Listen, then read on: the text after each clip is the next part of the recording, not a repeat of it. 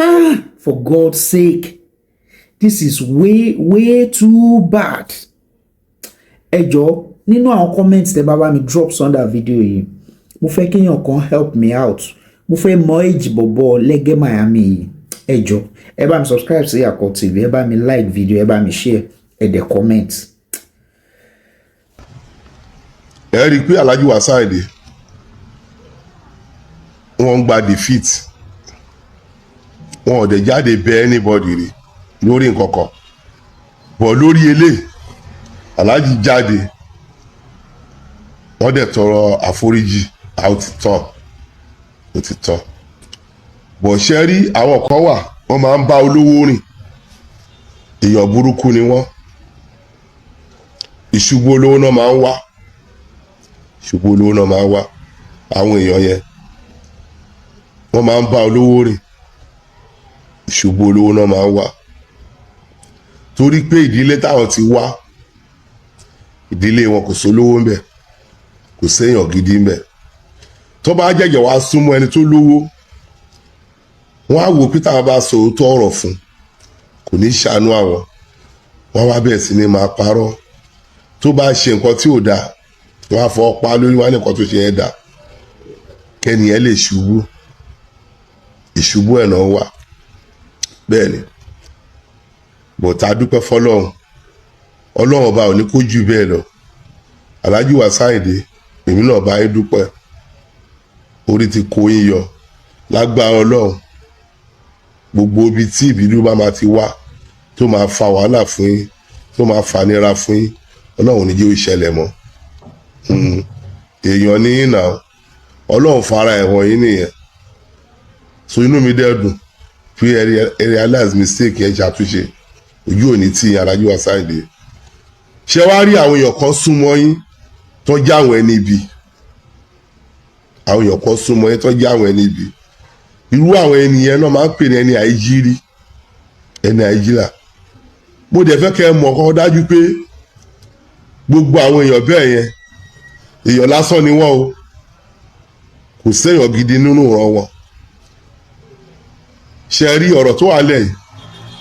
Lege Miami yẹn mo wá bá wí, òun mo wá bá sọ. Ó dàbí pé orí bọ̀bọ́ yẹn ò pé mọ́ rárá, Lege orí ẹ̀ ò pé mọ́ rárá. Torí ẹ bá pé, tí kọ̀ọ̀kan bá ṣẹlẹ̀ tó yẹ kó farabalẹ̀ kó ronú, kó mọ̀ ṣe máa dá sọ̀rọ̀, ó kì í ronú, àròjinlẹ̀ kọ́kọ́ ò sí fún ẹ. Wàá kàn sọ̀rọ̀ bí ẹni tí ò lọ́pọlọ, wàá sọ̀rọ̀ tó yẹ pé ọpọlọ tó wà lórí ẹ sáìsì tèèrà àbí tá a yàn ni. Àwọn olómọ ẹ̀yìn wọ fíìmù industry náà, ta ló gbà yín? Àwọn ológbà ẹ̀ ta lọ̀gá ẹ̀ nínú fíìmù industry, because wo àtijọ́ tó ti ń ṣe fíìmù, ó wà lọ́pọlọ kọ̀ọ̀kan, ò lọ́gbọ́n kọ̀ọ̀kan, tí kọ̀ọ̀kan bá ṣẹlẹ̀ wá sáré jáde, wàá dá sọ̀rọ̀ yẹn jábúlá. Lọ ságbolé yín náà, ṣáwọn bàbá ẹ̀ náà gba Nàìjíríà fún wa ni? Ṣé bàbá ẹ̀ ní Nnamdi Azikiwe ni?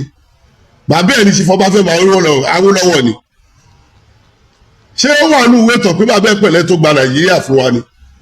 But tó l'opportunity láti mọ ṣe yìí nìyẹn, tó dẹ̀ kó ṣe jẹ́jẹ́, ó wá kí ṣe jẹ́jẹ́ mọ́. Ṣebí fíìmù la mọ̀ tó ń ṣe, tá mọ̀ ẹ́ sí tẹ́lẹ̀. Tí fíìmù ò bá lọ déédéé mọ́, Ọlọ́run dẹ̀ ṣiṣẹ́ ìyanu nìyẹn. Ó padà bá ṣe ìpàdé, oúnjẹ wọn ayọ̀ ẹ̀, ó wá fẹ́ fi mọ bẹ́ẹ̀. Wàá kàn máa jáde, wàá máa sọ̀rọ̀ tí ò lọ́pọlọ. Ìwọ náà wo bí ṣe dá sọ̀rọ̀ ọ̀rọ̀ kéèsì Alhaji Wasiu Ayinde, wo bí ṣe dá sí. Ṣé ó láìkì Alhaji nìyẹn? Ókè ó láìkì Alhaji nìyẹn, òpònú nìyẹn, ẹranko nìyẹn. Kódà ó ṣe ẹ̀kọ́ ó tún jẹ́ ọmọ lásán, because wo ọjọ́ tí gẹ̀yẹ́ ti ń build iṣẹ́ ẹ̀bọ̀ náà, pilot yẹn, ṣe bọ́fíìsì ló wà. Alhaji Wasiu náà lọ bẹ̀, Alhaji náà lọ bẹ̀. Nǹkan tó bá ní kó ṣe wọ́n á ṣe fún wọn ni. Torí pé tẹ́rọ bá dó sórí séjì Alhaji náà, tẹ́rọ bá pọ̀, Alhaji á sọ pé òun lu omele, òun lu ṣẹ̀kẹ̀rẹ̀ bọ́ọ̀lẹ̀, ẹ máa lọ lé yín, kílẹ̀ wà bẹ̀. Ìwọ tó bá pẹ́jọ Alhaji lè gba ilé tí, torí kí wọ́n má bàa bá iṣẹ́ wọn jẹ́ ni. Iṣẹ́ ẹgẹ́ yẹn náà nìyẹn náà, iṣẹ́ ẹ ni. ṣùgbọ́n a dúpẹ́ fọlọ́run pé kò já sí kú iṣẹ́ tó bá tẹ̀ wá padà rí bẹ́ẹ̀ ṣáláàjì kan ló fún ara wọn fà á ni ṣé ó lọ bá wọn ni ṣe báwọn náà lọ sọ́fíìsì ẹ̀ wọ́n dẹ̀ sọ bí wọ́n ṣe ń ṣe ń bẹ̀ wọ́n á dẹ̀ gbọ́ sí wọn lẹ́nu bọ̀mí sèé ti wáyé fọ́ọ̀tù ti wá fòsì ìwọ wá láti sọ pé ohun tó bá sọ pé Káláyé wà sáìdé kọ́ máa travel kọ́ ya dá ọmọ ẹ̀ dúró bí iṣẹ́ ẹnu kùnú ni ẹlẹ́gẹ́ èèyàn burúkú ni ẹranko ni ẹ ọmọ jákujàku ni ẹ orí ẹ̀ ò dẹ̀ pé ṣé irú ọ̀rọ̀ tó yẹ kó sọ jáde nìyẹn ṣé ọmọ yẹn sìn ṣé kò lẹ́bí ṣé kò lára ṣé ọmọ èèyàn kọ́kọ́ lòun ṣé ìyàwó ẹnì kọ́kọ́ ṣé ìyá ẹnì kọ́kọ́ lòun tí ò bá tí ì níyẹ tí ò bá tí ì lọ́kọ á lọ́kọ náà tó bá dẹ̀ ti lọ́kọ á bímọ so ìyá àwọn ọkọ ní náà ṣé ọwọ́ títí ẹ náà máa ti máa gbowó oúnjẹ tí ṣí gbogbo ọ̀rẹ́ bá dàrú bẹ́ẹ̀ yẹn ṣé òun ló lọ bá aláàjì ni aláàjì ló fẹ́ daṣẹ́ ẹ̀rú náà aláàjì wá jáde nìyẹn wọ́n ṣí ọmọlúàbí láti lè tú iṣẹ́ ọmọ yẹn náà ṣe padà ìwọ wá fẹ́fẹ́ nu bàjẹ́ àlẹ́gẹ́ èèyàn jágàkú ní ẹ o mi ò dẹ̀ ríṣẹ́ pè fún ẹ bọ̀ gbogbo jọ́kíjọ́ ti bá wù ẹ́ máa máa bú ẹ ni tó pé mo ti rí i pé inú ẹ̀ tí ẹ fẹ́ kí Nàìjíríà dá ló wà yes inú ẹ̀ tí ẹ fẹ́ kí Nàìjíríà dá ló wà ṣé o mọ̀ pé kàn tó ṣẹlẹ̀ sára yóò sáà dé yẹn ò dáṣá bí ẹ sọ fún ẹ wọ́n ọdún tálájì ti ń travel wọ́n lọ káàkiri gbogbo àgbáyé ṣé ó lè dán ọlọ́run ní Canada wọ́n lè dán ọ̀wọ́ London ṣé ó lè ṣe lamẹ́ríkà wọn ò lè ṣe fine wá wo ibi tí wọn ò ní làákàyè sí President Bọ́lá bẹ́ẹ̀ Tinubu ń sìn relationship àti Alhaji Wasiu Ayinde bíi bàbá sọmọ ni àwọn èèyàn kan sọ pé bàbá fẹ́ ṣèlú kó da àwọn kan ní ò gbà wọ́n láàyè ṣèbí tá a bá dé ibi tó bá lófin tẹ́fíbọ̀dì pa òfin mọ́ òun ló túmọ̀ sí pé Nàìjíríà ti ń da nìyẹn ṣùgbọ́n tá a bá dé ibi tó lófin táwọn ò léèyàn táwọn ọ̀yàn tá kò fi yẹn mọ́ tá a ṣe jẹ́jẹ́ táwọn alágbára débẹ̀ àwa ti tó ní owó ọ̀bá wa tò wọ́n kò wọlé lọ wọ́n dẹ̀ lọ géèmù kí wọ́n dẹ̀ jáde lọ so bẹ́ẹ̀ ṣe fẹ́ kó máa rí nìyẹn lẹ́gẹ́ tó o bá ṣọ́ra òun kọ ìyà sí àtúbọ̀tún ẹ̀ yes àtúbọ̀tún ẹ̀ ló ń kọ́ ìyà sí yẹn ó dẹ̀ máa dẹni ẹ̀tẹ́ni tó o bá ṣọ́ra nítorí wípé